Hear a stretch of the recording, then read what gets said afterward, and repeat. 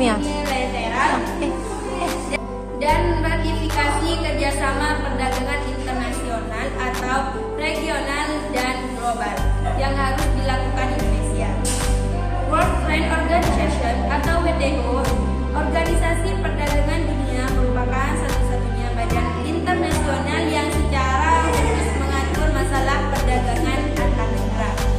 Sistem perdagangan multilateral WTO diatur melalui suatu persetujuan yang berisi aturan-aturan dasar perdagangan internasional sebagai hasil perundingan yang telah ditandakani oleh negara-negara anggota. Globalisasi memberikan dampak berupa perubahan pada pasar internasional. Salah satunya adalah liberalisasi perdagangan yang dipandang sebagai suatu upaya meningkatkan daya saing ekonomi. Indonesia yang menganut perekonomian terbuka sangat sulit untuk mengelak dari dinamika ekonomi internasional yang semakin mengglobal ini. Konsekuensinya, pasar domestik Indonesia tidak terlepas dari gejolak pasar dunia yang semakin liberal. Karena kebijakan unilateral dan ratifikasi kerjasama perdagangan internasional, regional dan global yang harus dilakukan Indonesia.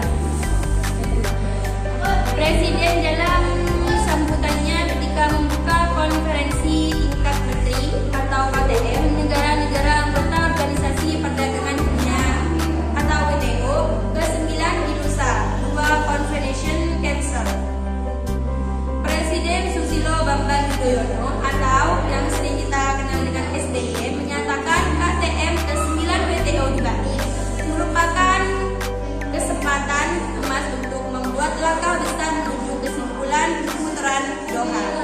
Marilah kesempatan ini kita manfaatkan sebaik-baiknya untuk menyatukan perbedaan di antara kita dan menyepakati aturan perdagangan baru yang akan memperkuat perekonomian global.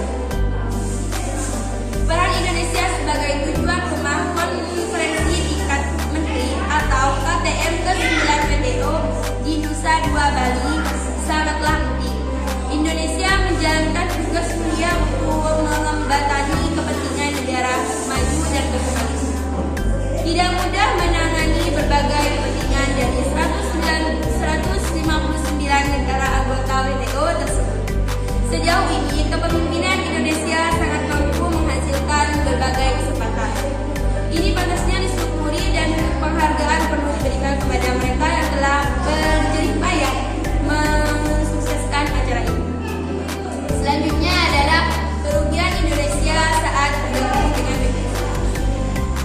Keikutsertaan Indonesia sebagai anggota Organisasi Perdagangan Dunia atau WTO sejak tahun 1994 silam dianggap lebih banyak merugikan negeri ini, meski secara kuantitatif buktinya tak dapat ditunjukkan. Namun secara material terlihat jelas masyarakat Indonesia banyak kehilangan kesempatan kerja, sehingga negeri ini dipaksa untuk mengekspor barang mentah ke luar negeri. Akibatnya perusahaan nasional bangkrut dan merumahkan sebagian besar pekerjaannya. Demikian disampaikan eksklusif Direktur Indonesia for Global Justice. Oke, cukup sekian presentasi dari saya mengenai keuntungan dan kerugian Indonesia saat bergabung dengan WTO. Apabila saya ada kesalahan, saya mohon maaf. Wassalamualaikum warahmatullahi wabarakatuh.